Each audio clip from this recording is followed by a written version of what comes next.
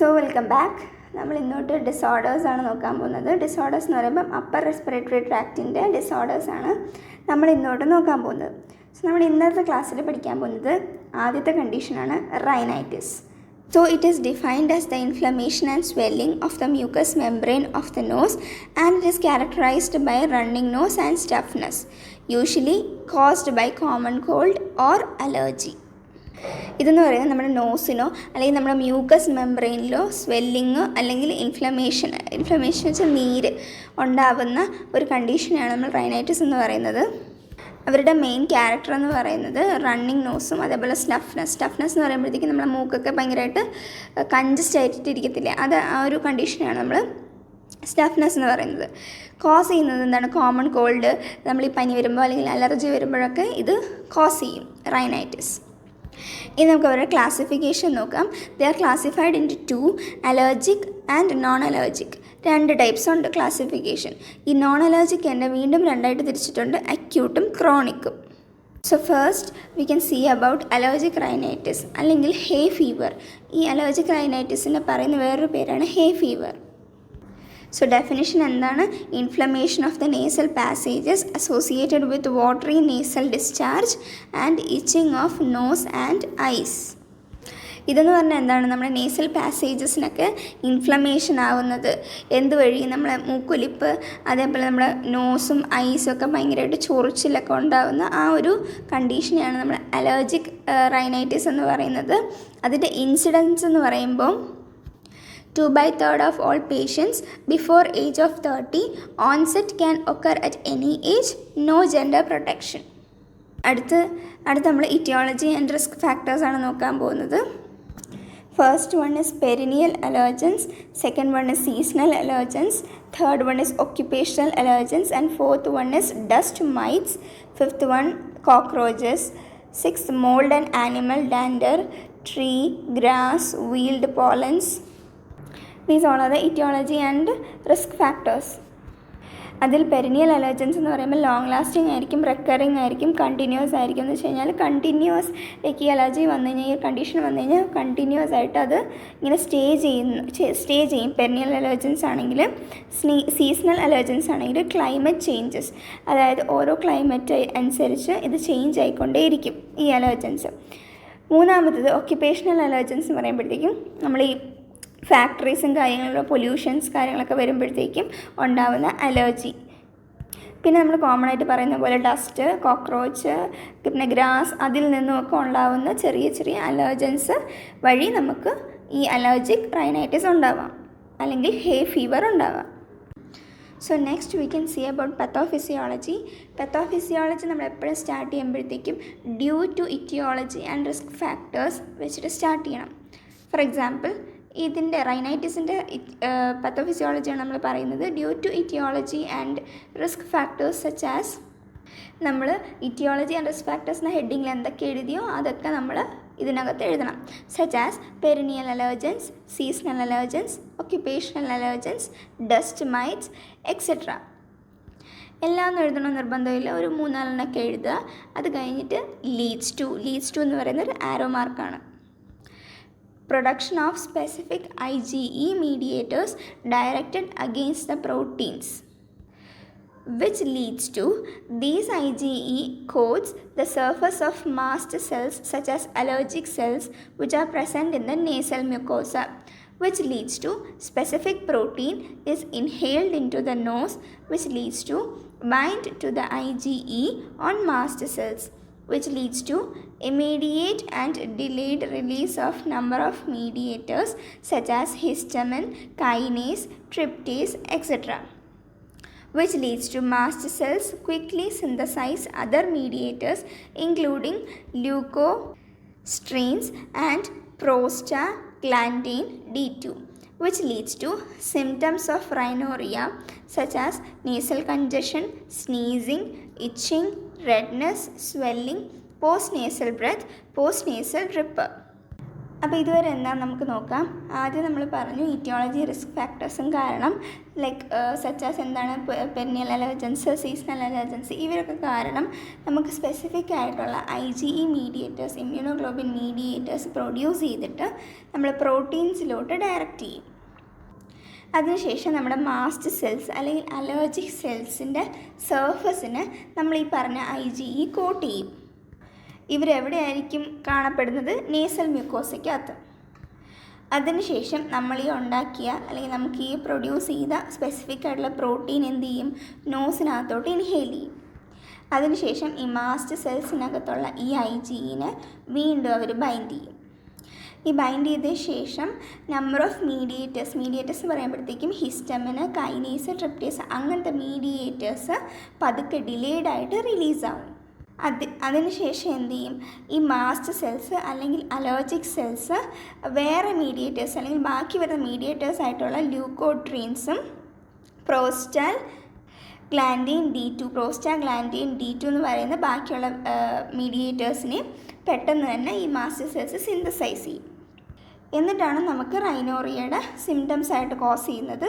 അതെന്തൊക്കെയായിരിക്കും എന്നാണ് ഞാൻ പറഞ്ഞത്. നേസൽ കൺജക്ഷൻ, തുമ്മൽ, അതേപോലെ ചൊറിച്ചിൽ, നമ്മൾ ഈ മുഖത്തൊക്കെ റെഡ്നെസ് അല്ലെങ്കിൽ മൂക്കൊക്കെ ഭയങ്കരമായിട്ട് നീരടിച്ചിരിക്കുക, റെഡ്നെസ്, അതൊക്കെ ആണ് ഇതിൻ്റെ റൈനോറിയയുടെ symptom. Which leads to stimulate mucus gland, which leads to increased secretion, leads to increased vascular permeability, leads to vasodilation, leads to congestion and pressure, leads to stimulation of sensory nerves, leads to sneezing and itching.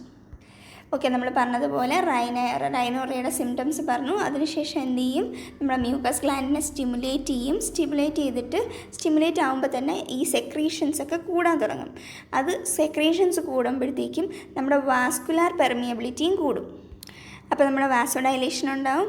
അതിനുശേഷം കൺജഷനും പ്രഷറും ഒക്കെ അവിടെ form ചെയ്യും അല്ലെങ്കിൽ പ്രസൻ്റാണ്. അതിനുശേഷം stimulation of sensory nerves, നമ്മുടെ sensory നെർവ്സൊക്കെ stimulate ചെയ്യും. അപ്പോഴത്തേക്കുമാണ് നമുക്ക് തുമ്മലും അതേപോലെ ഈ ചൊറിച്ചിലും ചൊറിച്ചിലും ഒക്കെ ഫോം ആവുന്നത്. അടുത്ത് നമ്മൾ പറയാൻ പോകുന്നതാണ് അക്യൂട്ട് റൈനൈറ്റിസ് അല്ലെങ്കിൽ ഹൊറൈസ അല്ലെങ്കിൽ കോമൺ കോൾഡ്. ഈ അക്യൂട്ട് റൈനൈറ്റിസിന് നമുക്ക് വീണ്ടും ലൈക്ക് നോൺ ആസ് ഹൊറൈസ, അതിന് വേറെ തരത്തിൽ പറയുകയാണെങ്കിൽ കോമൺ കോൾഡ് എന്നൊക്കെ പറയും. It is an inflammatory condition of the nose and accessory sinuses. It is caused by filterable viruses. Incidence അല്ലെങ്കിൽ most often in cold and winter month. In general, spread by droplet contact from sneezing.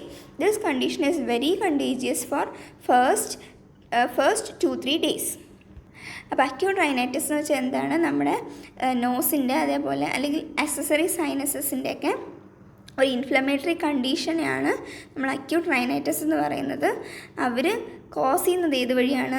ഫിൽറ്ററബിൾ viruses, ഒരു type of viruses ആണ്. ആ viruses വഴിയാണ് അവർ cos ചെയ്യുന്നത്.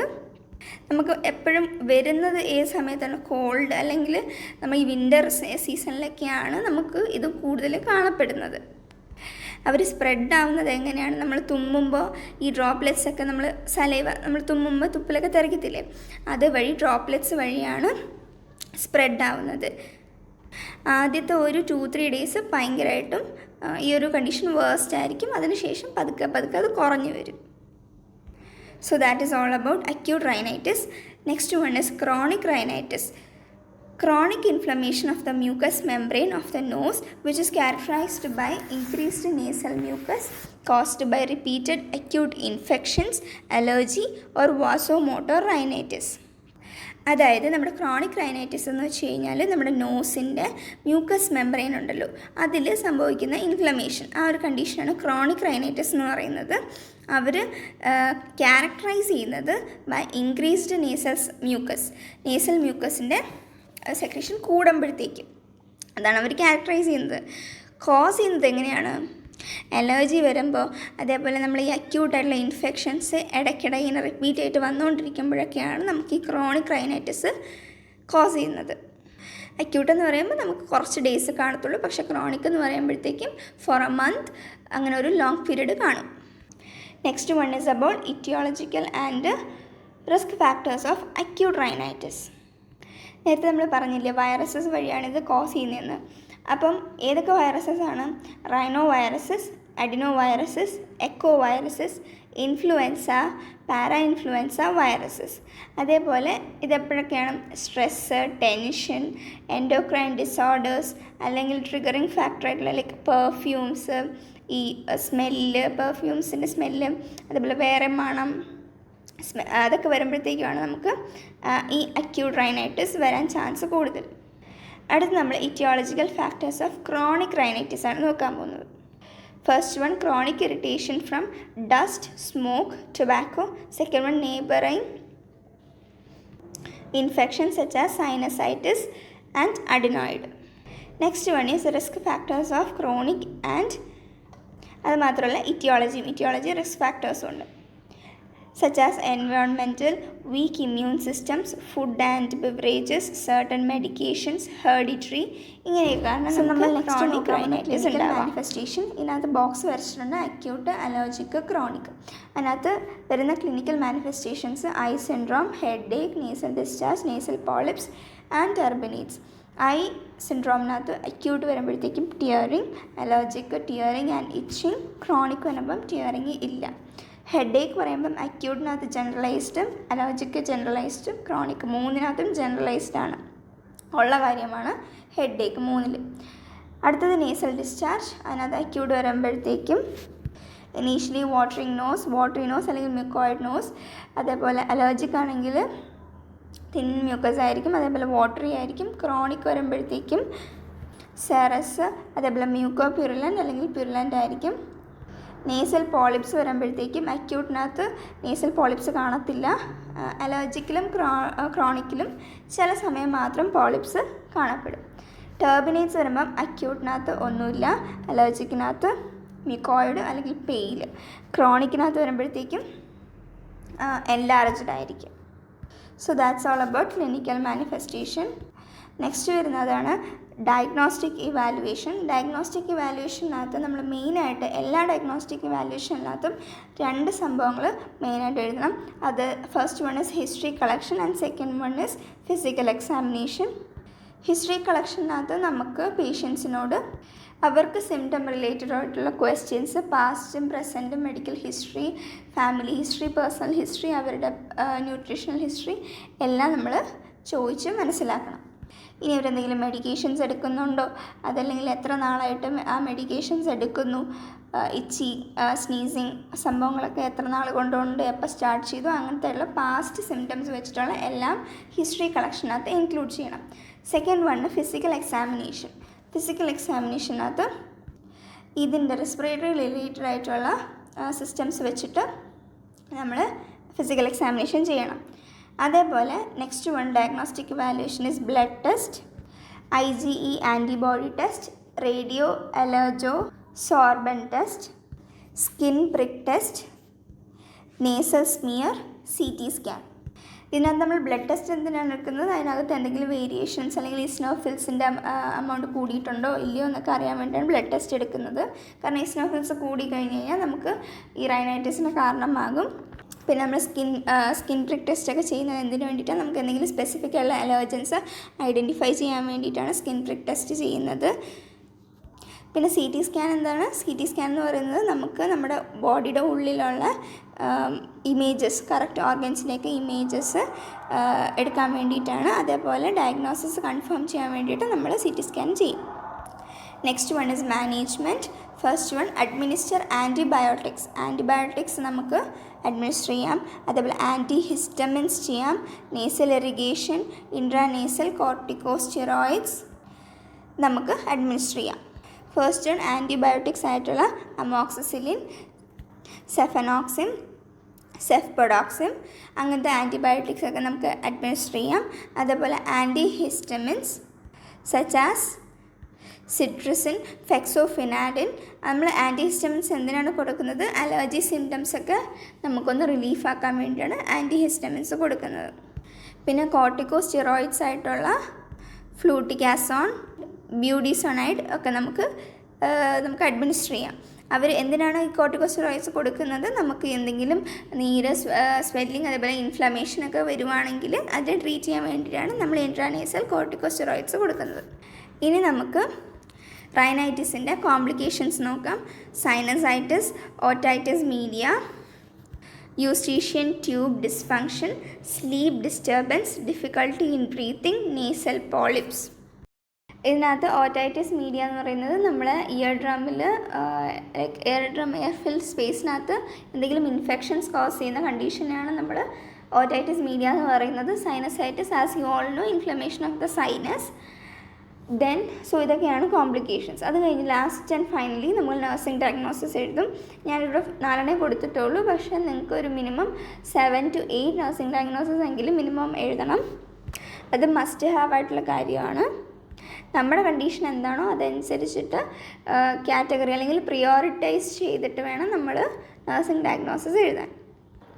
അതുപോലെ തന്നെ നിങ്ങൾ care പ്ലാനായിട്ട് ബോക്സായിട്ട് വരച്ച് assessment, nursing diagnosis, goal, intervention, rational, implementation, evaluation ഇത്രയും അടങ്ങിയ ബോക്സ് വരച്ച് അതേപോലെ കെയർ പ്ലാൻ തയ്യാറാക്കുക. So that's all about our first condition, rhinitis. So that's all for today.